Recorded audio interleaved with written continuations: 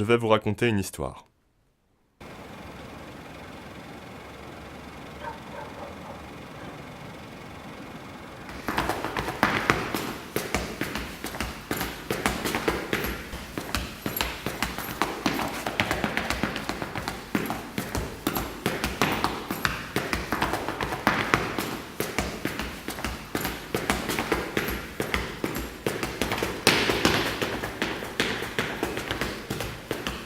C'est moi,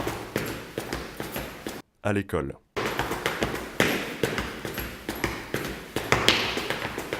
Je fais le clown à l'école. C'est la réalité.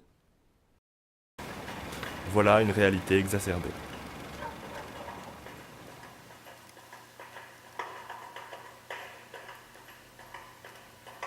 De l'exacerbation des contrariétés surgit une étincelle, une explosion. Geijutsu wa Baku Atsuda. Partons d'un parti pris. Nous évoluons dans un monde relativement réaliste. D'un réalisme inférieur à celui d'un Blu-ray disc, certes, mais d'un réalisme acceptable tout de même pour quelqu'un né avant les années 2010. Or, ce réalisme dépend, certes, de la crédibilité des événements, des formes, de la modestie des couleurs et de la luminosité, oui, mais aussi et surtout de la synchronisation image et son. Un décalage du son et de l'image fausse notre perception de la réalité. Le monde devient alors une sorte d'orage lointain et irréel.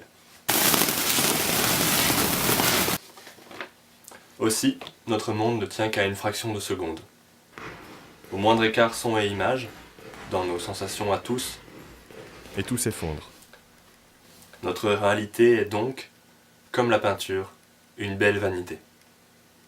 Vanité de la peinture qui attire l'admiration pour la ressemblance des choses dont on n'admire point les originaux. Avant de commencer cette histoire, il conviendra de dire quelle œuvre a un grand projet de critique des moyens, des organes, des instruments encore d'enregistrement, de captation, de notre pseudo-réalité, mais dévoile aussi, paradoxalement a priori, tout l'intérêt de ces 10 moyens de captation.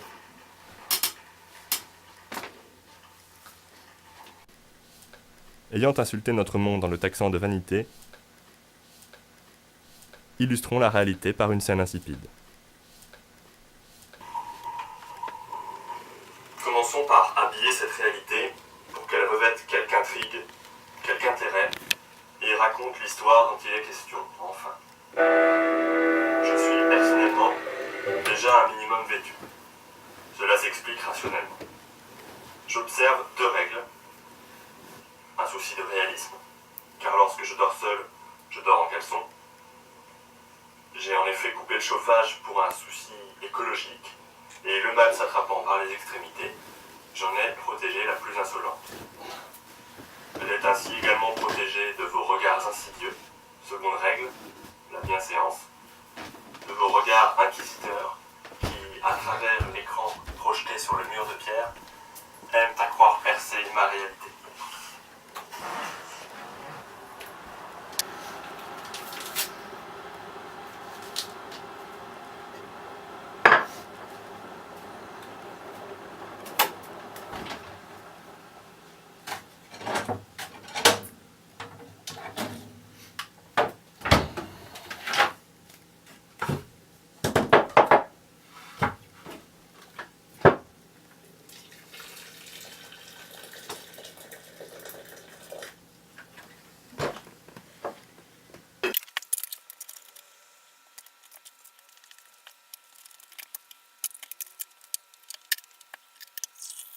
Habillage par le thé.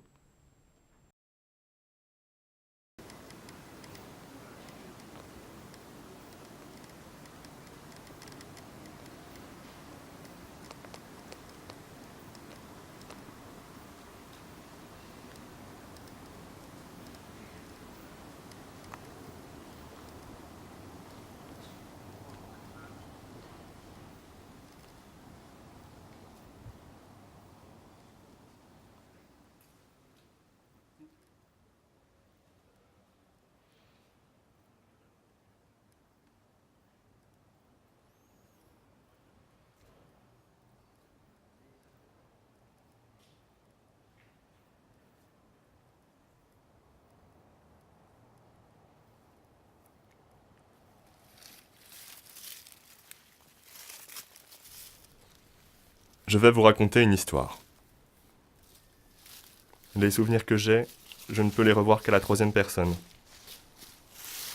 C'est un film en 3D où les sensations, décalées, comme mal sous-titrées, sous-jacentes apparaissent en affichage, tête haute. Stop. On recommence. Prends un ton plus naturel. Ok. J'avais veillé des jours durant, les nuits passaient, j'errais, désirant de briser les carcans perceptatifs de mon corps vis-à-vis de la réalité. J'avais presque failli. Échoué sur la plage, j'avais sombré dans des rêves lucides, le sommeil du dormeur polyphasique, originel. Je me relève. Était-ce les aurores crépusculaires? Ou était-ce plutôt entre chien et loup? Il aurait suffi d'attendre, attendre impassible que le temps s'identifie, que la réalité fuit, me rattrape, me morde à la gorge, referme ses mâchoires d'airain sur ma nuque, raidie et... Stop. La vie m'ennuie. Quand on se sent seul et qu'on s'est vu par les années affublé d'une intelligence relative, on se plaît à croire qu'on est suffisamment lucide pour avoir fait le tour, des yeux ou dans sa tête au moins, et si là alors on juge que ce n'est plus la peine, allons bon. Allons bon.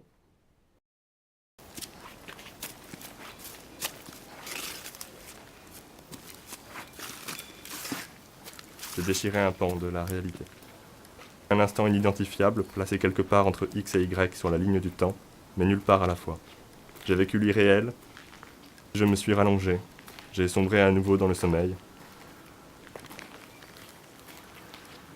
C'est une petite victoire sur le suicide.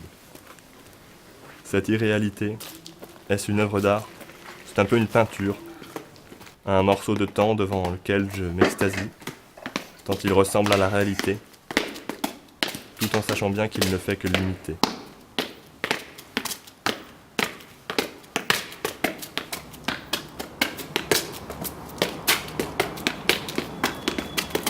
Ne pouvant être considéré comme la réalité, et pourtant, oui, pourtant je le répète, je m'extasie en redonnant à cette nuit irréelle une vie dans mon imaginaire, alors que je n'aurais que faire de la réalité qu'elle imite. En tous les cas, cette irréalité se situe à défaut, dans dedans du monde de l'art, en dedans d'une théière, située dans une cuisine attenante à une chambre située dans un écran regardé par un homme en caleçon-cravate, regardé lui-même par un clown en pleine séance de surréalisme. Clown situé dans un écran que vous regardez tous.